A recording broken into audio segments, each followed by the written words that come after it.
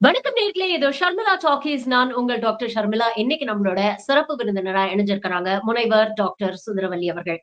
வணக்கம் தோழர். வணக்கம் தோழர். வணக்கம் வணக்கம். பக்கா மாசு பார்ட்டி, யூத் பார்ட்டின்னு சொன்னாங்க. ஆனா நாளுக்கு நாள் பழைய டெலிபோன் பூத் பார்ட்டியா மாறிக்கிட்டு வருது. இந்த கழிச்சு கட்டினவங்க, காலாவதியானவங்க எல்லாம் ஒவ்வொருத்தரையா கட்சியில சேர்த்துக்கிட்டு இருக்கிறாங்க. போன வாரம் செங்கோட்டையன்னா, இந்த வாரம் பாத்தீங்கன்னா இன்னோவாவுக்கும் இடியாப்பத்துக்கும் பெயர் போன நாஞ்சில் சம்பத் அவர்கள் போய் சேர்ந்திருக்கிறாரு. எப்படி பாக்குறீங்க? இல்ல, நீங்க கரெக்டா சொல்லிருக்கீங்க. இந்த புதுசா கட்சி ஆரம்பிச்சவனுங்களுக்கு ஒரு வாய்ப்பும் இருக்காது. தமிழ்நாட்டுல அதுதான் எழுதப்படாத விதி. அதனால வாய்ப்பற்றவர்கள் இந்த பாஜக கும்பல் நீங்க பாத்தீங்கன்னா, தொடக்க காலத்துல மிஸ்டு கால்ல ஆள் சேர்த்தானுங்க. 2வது ரிட்டையர்ட் ஆகி போயிட்ட நடிகர்கள் நடிகைகள் அத்தனை பேரை லிஸ்ட் எடுத்து ஒரு முதியோர் இல்லம் போலயே கூட்டு வந்து சேர்த்தானுங்க. உங்களுக்கு அது நல்லா தெரியும். மொத்த பேரையும் கூட்டு வந்து உள்ள சத்தாங்க. அதே மாதிரியான ஒரு செயல் திட்டம் தான் இங்க இருக்கு. நாங்க யூத் பார்ட்டி, இவங்கெல்லாம் யூத் பார்ட்டி அதெல்லாம் கிடையாது. ஓட்டு போறதுக்கு வேணா நாங்க யூத்த வச்சுக்குவோம். ஆனா உள்ள வந்து பாத்தீங்கன்னா அடுத்தடுத்து வயோதிகர்களா உள்ள வந்து சேர்றாங்க. அதுலயும் செங்கோட்டையன் ஜெயலலிதா அம்மாவுடைய படத்தோட வந்து சேர்த்து ஏற்கனவே அவரை போட்டு பொழந்துட்டாரு. அதுல இப்ப நம்ம அண்ணன் நாஞ்சில் சம்பத் சேர்த்திருக்காரு. இனி விஜய்க்கு வேற வெளியே இருந்து பிரச்சனையே வராது. எல்லா பிரச்சனையும் இங்க இருந்தே ஆரம்பிக்கும். ஏன்னா நம்ம இங்க போனவங்க எல்லாம் அப்படி ஆளுங்க நமக்கு நல்லா தெரியும். அதனால விஜய போட்டு பொழந்து காலி பண்றதுக்கான ஸ்லீப்பர் செல்லோன்ற சந்தேகமே வருது. இதுல என்ன தெரியுமாங்க, எந்த ஐடியாலஜி இல்லாத ஒரு கட்சி தாங்க இப்படி இருக்கும். நீங்க கம்யூனிஸ்ட் கட்சியில அவ்வளவு ஈஸியா போய் ஒருத்தெல்லாம் சேர்ந்துட முடியாது. நீ எந்த கட்சியில எவ்வளவு பெரிய கொம்பனாவும் இரு, 6 மாசம் உன்னைய பார்த்துட்டு தான் உன்னைய அடிப்படை உறுப்பினராக கூட சேர்ப்போம். அப்படி இருக்கும்போது நீ எல்லாம் வந்து போற போக்குல வர்றவங்களா வாங்க. அதுலயே அவர் சொல்லியிருக்காரு, நான் உங்களுக்கு ஃபேனு அப்படின்னு. டேய், பெருசு பட்ட பழசு பட்ட எனக்கு என்ன ஒரே கவலைன்னா, நம்ம தமிழருவி மணியன் ஐயாவை கூட சேர்த்திருக்கலாம். அவரை மட்டும் மிஸ் பண்ணிட்டானுங்க. ஏன்னா அவர் தான் பாத்தீங்கன்னா ரஜினிகாந்த் கிட்ட போய் அடுத்த முதல்வர் நீங்கதான், அப்புறம் அண்ணாமலை கிட்ட போய் அடுத்த முதல்வர் நீங்கதான், அப்புறம் போறவன் தெருவுல போறவன் வர்றவங்க அடுத்த முதல்வர் நீங்கதான் அப்படின்னு சொல்லிட்டு தெரிஞ்சவரு. நம்பிக்கையோட அவரையும் சேர்த்திருந்தா ஒரு பர்ஃபெக்ட் முதியோர் இல்லமா அது மாறி இருக்கும். பாவம் என்னத்த செய்ய. ஏங்க எதுவுமே இல்லைங்க விஜய் கிட்ட. ஐடியாலஜி இல்ல, கட்சி கட்டமைப்பு இல்ல, கட்சி குறித்த புரிதல் இல்ல, அரசியல் புரிதல் இல்ல. நேத்தின் நேரம் வந்து கொள்கை எதிரி எங்க ஊர்ல உட்காந்துக்கிட்டு அந்த ஆட்டம் போட்டுட்டு இருக்கான். உனக்கு தில்லு இருந்தா, முதுகெலும்பு இருந்தா, உனக்கு அரசியல் தெரிஞ்சிருந்தா, குறைந்தபட்ச அரசியலை செய்யணும் நம்பிக்கை இருந்தா நீ இறங்கி அடிச்சு ஆடி இருக்கணும்ல. இந்த விசிலடிச்சாங்க குஞ்சுங்க வச்சிருக்கீங்களே, ஒரு மாவட்டத்துல இறக்கி விட. இந்துத்துவ சக்திகளுக்கு எதிராக குறிப்பாக RSS BJP சங்க பரிவார் கடையில இறக்கி விடலாம்ல. ஏன் இறக்கி விடல? ஏன்னா இதுக்கு அரசியலும் தெரியாது, இதுக்கு வந்து புரிதலும் கிடையாது, இதுக்கு கொள்கையும் கிடையாது. எவனோ ஒருத்தன் பின்னாடி இந்த சொரிஞ்சு விட்டு, அண்ணே உங்களுக்கு இருக்கிற மாசுக்கெல்லாம் 6 மாசத்துல முதலமைச்சர் ஆயிருவீங்க, ஆனா 1.5 வருஷம் இருக்கு, அடுத்த முதல்வர் நீங்க தான் கிளப்பி விட்டுருக்கானுங்க.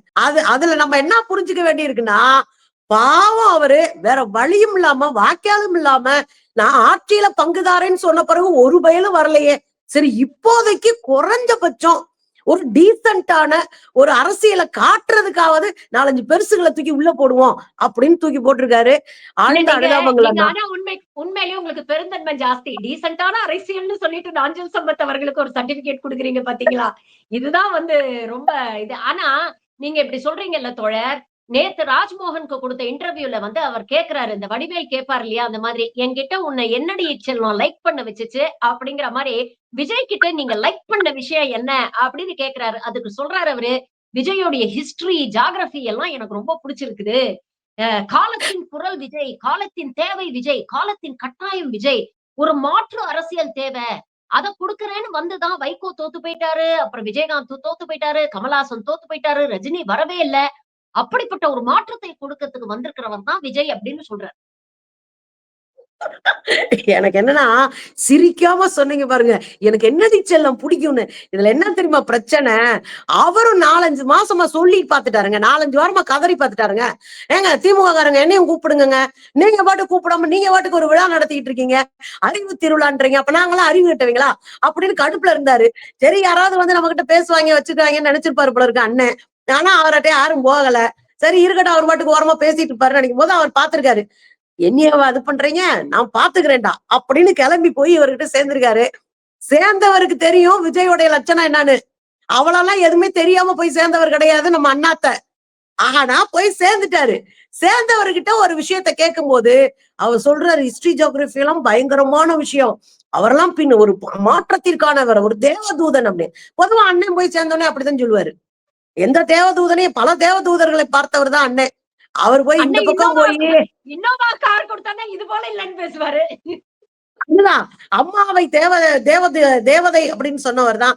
அதுக்கப்புறம் டிடிவி தினகரனை போய் தேவதூதர்களினுடைய தலைவன் சொன்னவர் தான். சோ அதெல்லாம் நடக்குது. அப்ப இதுல நம்ம புரிஞ்சுக்க வேண்டியது என்னன்னா, அண்ணன் மாதிரியான ஆட்கள்லாம் ரொம்ப டேமேஜ் ஆயிட்டு இருக்காங்க.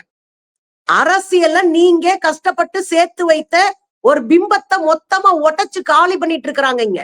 நீங்க விஜய் போன்ற அரை வேக்காடுகள், சில்லறைகள் அரசியல்ல தற்கூரிகளுக்கு போய் நின்னுகிட்டு நான் ஹிஸ்டரிய பார்த்தேன், ஜாகிரபிய பார்த்தேன்னா இதுவரை நீங்கள் பேசிய அரசியல் காலாவதி ஆகி போச்சுன்னு அர்த்தம். இதுவரை உங்கள் அரசியல் போலியானதுன்னு மக்கள் நினைப்பாங்க. அதன் முதல்ல அண்ணன் புரிஞ்சுக்கணும். ஏன்னா நான் சின்னதுல இருந்து அந்த அண்ணன் கூட பட்டிமன்ற மேடைகள்ல ஏறி பேசினவன்ற உரிமையோட சொல்றேன். இது அண்ணனுடைய அரசியலுக்கு பின்னடைவா போயிரும், மிகப்பெரிய தாக்கத்தை உண்டாக்கும். ஒரு திராவிட கட்சிக்கானவன் நான், திராவிடம் இல்லாத கட்சியில இருக்க மாட்டேன்னு அமமுக இருந்து வெளியே வந்தீங்க தானே நீங்க. இவன் என்ன திராவிட கட்சி, விஜய் என்ன திராவிட கட்சி சொல்லுங்க. திராவிடத்தை கொன்றொழிக்கணும்னு நோக்கத்தோட RSS ஆல அனுப்பப்பட்ட ஒரு பீஸ். நீங்க என்ன அறிவு சாதனையோட போய் அங்க சேர்ந்துகிட்டு அவர் அப்படி வந்தாரு, இவர் இப்படி மாற்றம் தந்துருவாரு. எந்த மாற்றம் தருவாங்க? குறைந்தபட்ச மக்கள் மீது தொடர் ஒன்னே சொல்லிக்கிறேன், குறைந்தபட்ச மக்கள் மீது அன்பு இருந்து அவர்கள் மீது கருணை கொண்டு அவர்களுக்காக தன்னை வந்து ஒடுக்கிக்கிறவரு, தன்னை வந்து இழைச்சுக்கிறவர் தான் விஜயகாந்த் அண்ணன். அவரே தமிழ்நாட்டு மண்ணில தோத்து போயிருக்காரு. அவர்கிட்ட சாப்பிட்டவங்க மாத்திரம் லட்சக்கணக்கான பேர் இருப்பாங்க. 18 மணி நேரம் போட்டோ ஷூட்டிங் தன்னுடைய தொண்டைங்களுக்காக, தன்னுடைய ரசிகர்களுக்காக செஞ்சவர். நல்லதுன்னா நல்லதுதான், அவர் கெட்டதுன்னு செஞ்சா கெட்டதுன்னு இருப்பாரு. சினிமா ஷூட்டிங்ல, சினிமால அந்த ஷூட்டிங்ல இருக்கிற அந்த நடிகர்களை, அந்த ப்ரொடக்ஷன்ல நடக்கிற அந்த இவங்க எல்லாத்தையும் காப்பாத்துறதுக்கு சிங்கிளா நின்னு அடிச்சு ஓட விட்டவரு கர்நாடகத்துல. இப்படி ஏதாவது ஒரு ஹிஸ்டரி இருக்கா? எந்த ஹிஸ்டரி எங்க அண்ணன் பார்த்தாரு? என்ன ஹிஸ்டரி இருக்கு? ஒரு ஹிஸ்டரியும் கிடையாது அங்க. அது ஊரா வந்து வடிவேல் மாதிரி திரிச்சுக்கிட்டு கிடக்கு. அது என்கிட்ட போய் ஹிஸ்டரி ஜாகிரபின்ட்டு நான் இத வந்து ரொம்ப அவமானமா பாக்குறேன். போட்ட ஹிஸ்டரி இருக்கு தோழர். அந்த சோப்பு போட்டது, மாமியாருக்கு சோப்பு போட்டது, அப்புறம் வந்து முட்டை பரோட்டா, தொட்டப்பேட்டா ரோட்டு மேல முட்டை பரோட்டா, அப்புறம் அந்த பெண்கள் எல்லாம் இது என்னது ஜட்டி போட்டிருக்கேன்னு கேட்டது, பொம்பளை எப்படி இருக்கணும் டீச் பண்ணது, நான் ரெடி தான் வரவா அப்படின்னு பாடினது, நான் சாம்பியனை ஓபன் பண்ணவா அப்படின்னு கேட்டதை தவிர என்ன இருக்கு அன்னைக்கிட்ட? இந்த ஹிஸ்டரிய வச்சுட்டு எவனாவது ஓட்டு போடுவானா? இந்த ஹிஸ்டரி தமிழ்நாட்டு அரசியலுக்கு ஏதாவது செல்லுபடி ஆகுமா? ஏங்க நான் ஒரு ரசிகைங்க, விஜயோடைய ரசிகைங்க. என்னவே வந்து கொதிக்க வச்சுட்டாருன்னா பாருங்க எவ்வளவு கடுப்பேத்துற அரசியல விஜய் பண்ணிட்டு இருக்காரு. அங்க போய் STD பார்த்தேன்னு இருக்காரு நம்ம அண்ணன். ரொம்ப வன்மையா கண்டிக்கத்தக்கது. இது மோசமான அரசியலை தான் நம்ம காட்டுது. விஜயோடைய ஐடியாலஜியை பத்தி ராஜ்மோகன் கேட்கும் பொழுது அவர் சொல்றாரு, பிறப்புக்கும் எல்லா உயிர்க்கும் அப்படின்னு விஜய் சொன்ன உடனே மானம் உணர்ச்சி உள்ள என்னை போன்றவன் மனதில் மகுடத்தில் ஏறி அமர்ந்து விட்டார் அப்படின்னு சொல்றாரு. சாதி சமயத்தை தாண்டிய ஒரு நபர், அந்த அடையாளம் எல்லாம் தாங்காத ஒரு நபர் விஜய் அப்படின்னு சொல்றாரு. இன்னைக்கு சாதியத்தை வச்சும் சமயத்தை வச்சும் இன்னைக்கு ஒரு பெரிய பிரச்சனை வந்து திருப்பரங்குன்றத்துல தொடர்ந்து நடந்துகிட்டு இருக்கு. 3 நாளா பத்தி எரியுது. இத பத்தி இந்த நிமிஷம் வரைக்கும் விஜய் ஒரு வார்த்தை கூட சொல்லல தோழர். இத பத்தி என்ன நினைக்கிறீங்க? இல்ல இது எனக்கு ஒரு புரியவே இல்லைங்க. சாதி மதத்திற்கு அப்பாற்பட்டவர்கள்லாம் யாரு? கம்யூனிஸ்டுகளும் விடுதலை சிறுத்தைகளும். நீங்க ஒரு பிரச்சனை வந்தா எங்க அண்ணா திரும்ப ஓடி வந்து நிப்பாரு. அவர் சாதி பார்க்க மாட்டாரு, மதம் பார்க்க மாட்டாரு, இனம் பார்க்க மாட்டாரு, மனுஷங்களுக்கு ஒடுக்கப்பட்ட குரலை பார்ப்பாங்க. அதேதான் கம்யூனிஸ்டுகளும். நீங்க சண்முகம் தோழர் இறங்கி வந்தாரு. நேத்து கம்யூனிஸ்டுகள் மத்தவங்களை போய் நின்னு போராட்டம் நடத்தினாங்களே. உனக்கு தில் இருக்கா? நாங்க என்ன சாதிக்காரனா? இல்ல நாங்க சாதிச்சங்க தலைவர்களா? எங்க அண்ணன் திரும்ப சாதிச்சங்க தலைவரா? ஒடுக்கப்பட்ட மக்களினுடைய, விளிம்புநிலை மக்களினுடைய ஒட்டுமொத்த குரலற்றவர்களினுடைய குரலாக நாங்க இருக்கோம். நீ யாரு? உனக்கு அரசியல் என்ன? உன் பின்புலம் என்ன? என்னைக்கு நீ பேசியிருக்க? கவின் ஒரு குழந்தை, ஒரு சின்ன தம்பி, அவன் கஷ்டப்பட்டு தன் கைய ஊண்டி கரணை அடிச்சு ஒரு பின்தங்கிய ஒரு திருநெல்வேலி பகுதியில இருந்து தன்னை முன்னேற்றிக்கிட்டவன், ஒரு ஐக்கானவன். அவனை போட்டு வெட்டி படுகொலை செஞ்சதுக்கு ஒரு கேள்வி கேட்க வக்கு இல்ல. நீ சாதியற்றவனா? சாதிக்கு பயந்தவன். இன்னொன்னு கேக்குறீங்க, உன் எதிரி தானே, உன் கொள்கை எதிரிங்க. உன் கொள்கை எதிரி இங்க வந்து தமிழ்நாட்டுக்குள்ள ஒரு அச்சுறுத்தலை ஏற்படுத்துறான். 175 மசூதிகளை இடிக்க திட்டமிட்டு RSS கும்பல் களமிறங்கி இருக்கு. உனக்கு குறைஞ்சபட்சம் அரசியல் தெரிஞ்சிருந்தா வெளியே ஓடி வந்து அடிச்சு காலி பண்ணிருப்பீங்க. ஆனா நீ என்ன பண்ணி வச்சிருக்கிற? வாயை திறக்கிறது இல்ல. எனக்கு என்ன தெரியுமா அண்ணன் பேசுனதுல கோவம்னா, அப்படி பேசாம இருக்கிறது கூட நல்லதுன்றாரு. எப்படி நல்லது? என் மாநிலத்திற்கு, என் மக்களுக்கு, எங்களுடைய நம்பிக்கைக்கு, எங்கள் மக்களுடைய நல்லிணக்கத்திற்கு, இந்த மாநிலத்தினுடைய அமைதிக்கு ஒரு பங்கம் வருது. ஒரு தலைவன் எப்படி பேசாம இருக்க முடியும்? இந்த மாநிலம் காவு வாங்கப்படுகிற போது, மாநில உரிமை பறிக்கப்படுகிற போது, எவன் ஒருத்தன் களத்துல நின்னு உசுறு கொடுக்க துடிக்கிறானோ அவன் தான் தலைவன். அவன் தான் தலைவன். எல்லாத்துக்கும் போய் பனையூர்ல போய் பதுங்கிக்கிட்டு, பண்ணையார் வேஷம் போட்டுக்கிட்டு, இப்பெல்லாம் போய் பார்த்தா கட்டில் கடியில படுத்திருப்பாரு எங்க அண்ணன். எதுக்கும் வெளியே வந்தா புடிச்சிருவாங்க மாப்பிளன்னு. இந்த 1 மாசம் கழிச்சு எல்லாம் ஓஞ்சு ஆஞ்ச பிறகு வந்து ஒரு வீடியோ போட்டு ஒரு 3 நிமிஷம் மூஞ்சிய தொங்க போட்டுக்கிட்டு யோகியமானவன் அப்படின்னு சொல்றதுக்கு ட்ரை பண்ணுவாரு. இந்த வேஷத்தெல்லாம் நாங்க நம்புறதுக்கு ஆள் இல்ல. பிழைப்பு இல்லாதவர்கள், பிழைப்பு நடத்த வேண்டும் என்பவர்கள் விஜயை கொண்டாடலாம். அவன் கொடுக்கிற காசை வச்சு கொண்டாடலாம். ஆனால் ஒருபோதும் தமிழகத்தின் அறத்தை நினைக்கிறவர்கள், தமிழகத்தை விட்டு கொடுக்க மாட்டேன்னு நினைக்கிறவங்க, தமிழகத்தில் திராவிட இயக்கங்கள் செய்த அந்த வரலாற்றை உணர்ந்தவர்கள், தமிழகத்தினுடைய உரிமைக்காக உயிரை கொடுத்த வரலாற்றை தெரிந்தவர்கள் ஒருபோதும் இது மாதிரி அரைவே காட்டுத்தனமா போக மாட்டாங்க. அவருடைய கொள்கை எதிரி அம்பேத்கருடைய நினைவு நாள் இன்று அப்படின்னு சொல்லி வழக்கம் போல பனையூர்லயே ஒரு போட்டோ போட்ட மாதிரி ஒரு பதிவை வந்து போட்டிருக்கிறாரு. ஆனா இன்னைக்கு பாபர் மசூதி இடிக்கப்பட்ட ஒரு நாள் அப்படிங்கிற ஒரு கருப்பு நாள் அப்படிங்கிறதும் நமக்கு நல்லாவே தெரியும். அதையும் குறிப்பாக அம்பேத்கருடைய நினைவு நாளாக பார்த்து இந்த சங்கிகள் என்ன காரணத்துக்காக செஞ்சாங்க அப்படிங்கிறதையும் பல காணொலிகள்ல நம்ம பேசியிருக்கோம். இன்னைக்கே உங்க கொள்கை தலைவருடைய நினைவு நாள், பாபர் மசூதி இடிக்கப்பட்ட ஒரு கருப்பு நாள். அந்த தினத்தில் பாஜகவுடைய மாநில தலைவர் நயினார் நாகேந்திரன் இன்னைக்கு வெளிப்படையா பேசுறார் தோழர். தமிழகத்தை இன்னொரு அயோத்தியாவா மாத்துனா என்ன தப்பு அப்படின்னு கேக்குறாரு. இத கூட எதிர்த்து, இத கூட கண்டிச்சு ஒரு பதிவு கூட உன்னால போட முடியல அப்படின்னா, நீ எல்லாம் என்ன பிறப்புக்கும், எல்லா உயிருக்கும், என்ன சுயமரியாதை, என்ன சமூக நீதி, என்ன சமதர்மத்தை நீங்க எல்லாம் பேணி பாதுகாக்கிறீங்க? என்ன ஐடியாலஜியோட நீங்க களத்துல இறங்கி நிக்கிறீங்க? அரசியல் எதிரி அப்படின்னா கிட்டத்தட்ட 1/2 கிலோமீட்டர் நீளத்துக்கு வாய் நீளுது, விமர்சனம் பண்ண தெரியுது. கொள்கை எதிரினா ஏன் இப்படி பம்முறீங்க, பதுங்குறீங்க அப்படிங்கிற ஒரு கேள்வி இருக்குல்ல. அவங்களுக்கு கொள்கைக்கும் அரசியலுக்கும் என்னங்க வித்தியாசம்? நான் கேக்குறேன். அரசியல்னாலே கொள்கை இல்லாம ஒரு அரசியல் இருக்க முடியுமா? அது என்ன கொள்கை எதிரி தனியா, அரசியல் எதிரி தனியா? இதுவே டம்மி பீசுங்க பேசுற பேச்சுங்க. இதுவே அடிப்படையில தவறான ஒரு புரிதல். இன்னொன்னு பிறப்புக்கும் எல்லா உயிர்க்கும். யாரா சொன்னதுன்னா எங்க அண்ணன் சொன்னதுன்றா. அது வள்ளுவர் சொன்னதுடான்னு சொன்னா புரியல. இந்த கும்பலை விட்டுக்கிட்டு இவங்க வந்து விர்ச்சுவல் வாரியர்ஸ் அப்படியே கிழிச்சு தள்ளிடுவானுங்கன்னு சொல்ற ஒரு ஆள் எப்படிங்க தலைவரா இருக்க முடியும்? நான் 2வது சொல்றேன். அயோத்தியாக மாறினால் என்ன தப்புன்னு ஒருத்தன் நெஞ்ச தூக்கிக்கிட்டு தமிழ்நாட்டுல கேக்குறான்னா, நெஞ்சாங்கூட்ட உடைச்சு தள்ளுற என்னங்க தலைவன்? களத்துல போய் SFI மாணவர்கள் 20, 22 வயசு குழந்தைங்க போய் நின்னு அடிச்சு நேத்து ஆடி இருக்கான். முதல்ல இந்த நீதிபதி சாமிநாதனை மாத்து, முதல்ல இந்த ஜுடிஷியல்ல இருந்து அந்த தூக்கி எறிங்க. அவ்வளவு போராட்டத்தை ஒரு குழந்தை பண்ணிருக்கு. ஆனா நான் பெரியதா அறுத்து தள்ள போறேன், இதை புடிங்க இந்த பக்கம் நடப்போறேன் அப்படின்னு சொல்ற விர்ச்சுவல் வாரியர்ஸினுடைய வாரியர் தலைவர் ஒரு மண்ணாங்கட்டியும் செய்யாம, குறைந்தபட்சம் இன்றைக்கு பாபர் மசூதி இடிக்கப்பட்டிருக்கு, சிறுபான்மை மக்களினுடைய தோழன் நான் சிறுபான்மை மக்களினுடைய விழாக்கள்ல கூப்பிட்டு அவங்களுக்கு பிரியாணி கொடுப்பேன்னு சொல்ல தெரிஞ்ச கேடுகட்ட அரசியல் செஞ்சவர் தானே இவரு. இந்த கேடுகட்ட அரசியலை செஞ்ச இந்த பீஸ் இன்னைக்கு பாபர் மசூதி இடிப்புங்க. 400 ஆண்டு 500 ஆண்டு பழமையான ஒரு மசூதியை அங்க இடிச்சிட்டு எந்த ஆதாரம் இல்லாம, மனசாட்சி இல்லாம ஒரு கும்பல் நீதிமன்றத்துல உட்கார்ந்து தீர்ப்புன்ற பேர்ல கூட்டு மனசாட்சிக்கு நாங்கள் தீர்ப்பு கொடுத்தோம்னு சொல்லி அதை நம்ம எதிர்த்திருக்கோம்.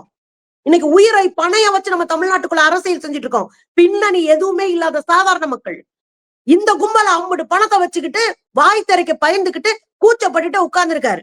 இந்த கூட்டு மனசாட்சிக்கு தீர்ப்பு கொடுத்த கும்பல்லாம் இன்னைக்கு பெரிய பெரிய பதவிகள்ல சந்தோஷமா உல்லாசமா இருக்குங்க. கேள்வி கேட்க வக்கு இருக்கணுங்க, குறைந்தபட்ச வரலாற்று அறிவு இருக்கணும். இதே பாபர் மசூதிக்குள்ளதான் இந்து பெண்ணை, அதுவும் ஒரு பத்திரிகையாளரை பாலியல் வல்லுறவு செய்யறதுக்கு முயற்சி பண்ணி போய் அத்வானி கிட்ட போய் ஓடி போய் நின்னு அந்த அம்மா கதரும் போது, இது மாதிரி ஒரு வரலாற்று சிறப்பு மிக்க நாள்ல இதெல்லாம் நடக்கிறது சகஜம், நீங்க அதை கண்டுக்கிறாதீங்கன்னு லட்டை கொடுத்து அனுப்பினவர் தான் இந்த அத்வானி. இத போய் விசாரணை கமிட்டியில சொல்லும் போது உன்னை எந்த இடத்துல தொட்டாங்க, எங்க தொட்டாங்க, சட்டையை கிழிச்சது யாரு, உன்னை ரேப் பண்ண வந்தது யாருன்னு கேவலமான கேடுகட்ட கேள்வி கேட்டதான் இங்க இருக்கிற அரசியல். இதெல்லாம் தெரிஞ்சவன் தான் தலைவனா வரணும். ஏயா அம்பேத்கர்னால தேர்ந்தெடுத்தாங்க நினைவுனால சொல்லுங்க. அம்பேத்கரை இருட்டடிப்பு செய்யணும். ஏன்? அம்பேத்கர் முஸ்லிம்களோடு தோள் கொடுத்து நின்றவர். அம்பேத்கர் அரசியல் சாசன சபைக்கு கொண்டு போக முடியாது. அன்னைக்கு இருந்த காங்கிரஸ்ல இருந்த RSS காரன் அவர் கொண்டு போக விடல. மும்பையில நிக்கிறாரு, மகாராஷ்டிரால நிக்கிறாரு. கெர்ன்றவர் தான் அங்க முதலமைச்சரா இருக்காரு. இந்த கெர் அவரை அரசியல் சாசன சபைக்கு போக விடாம தோக்கடிக்கிறார். அப்ப முஸ்லீம் லீக், முகமது அலி ஜின்னாவினுடைய முஸ்லீம் லீக் அவரோட போறாங்க. அங்க மண்டல் ஒரு தோழர், ஜோகேந்திரநாத் மண்டல்னு ஒரு தோழர், அவர் ஆக்டிவிஸ்ட். இந்த முஸ்லீம் லீக்கும் ஜோகேந்திரநாத் மண்டலும் சேர்ந்து இன்னைக்கு வங்கதேசமா இருக்கு பாருங்க. அந்த வங்கதேசம் அப்ப இந்தியாவோட இருந்தது. அதுக்கு பிறகு கிழக்கு பாகிஸ்தானா போச்சு, இப்ப வங்கதேசமா போச்சு. அந்த வங்கதேசத்துல நிக்க வச்சு நம்ம ஐயா அம்பேத்கர் அவர்களை ஜெயிக்க வச்சது முஸ்லிம்கள். அந்த முஸ்லிம்களை களை எடுக்கணும்னு தான் அம்பேத்கர் நினைவு நாள்ல இஸ்லாமியர்களுடைய அடையாளமா இருந்த பாபர் மசூதி இடிச்சாங்க. இதான் வரலாறு. இத கேட்கறதுக்கு முதல்ல மூளை இருக்கணுங்க. நான் ஒரு நடிகன்றதுக்காக நெஞ்ச தூக்கிட்டு நிக்கிறானா தலைவனாயிர முடியுமா? தலைவனுக்கு முதுகெலும்பு இருக்கணும். எங்க ஊர்ல ஒரு ஆணையர் இருக்காரு, ஒரு இணை ஆணையர் இருந்தாங்க. இவங்க 2 பேரும் அங்க கலவரம் நடக்காம, சட்ட ஒழுங்கு பிரச்சனை வராம பாதுகாத்ததோடு, அரசியலா என்ன பிரச்சனை வந்தாலும், ஜுடிஷியலா என்ன பிரச்சனை வந்தாலும் நான் பாத்துக்கிறேயா அப்படின்னு முதுகெலும்போட சொன்னாங்க பாருங்க. அந்த முதுகெலும்பு விஜய் கிட்ட இருக்கா? வேலை போனா குடும்பம் நடுத்தருக்கு வந்துருங்க. இந்த இணை ஆணையருக்கும் ஆணையருக்கும் வேலை போனா நடுத்தருக்கு வந்துரும் குடும்பம். அவங்க என்ன விதமான அரசியல் ஸ்டெப்பை எடுக்கப்படலாம், அவங்க மேல என்ன விதமான துறை ரீதியான நடவடிக்கை எடுக்கப்படலாம். இவ்வளவு அச்சுறுத்தல்கள் இருந்தோம், முதுகெலும்பு இருந்துச்சு. நான் கேக்குறது, விஜய்க்கு முதுகெலும்பு இருக்கா? முதுகெலும்பு இருக்கிறவன் தான் கேள்வி கேட்கணும். அடிமைகள் ஒருபோதும் கேள்வி கேட்க மாட்டாங்க. அந்த அடிமை சங்கத்தின் தலைவன் தான் விஜய். பல விஷயங்களை இன்னைக்கு எங்களோட பகிர்ந்துக்கிட்டீங்க. உங்கள் நேரத்துக்கும் கருத்துக்களுக்கும் மிக்க நன்றி தோழர். Thank you very much for joining.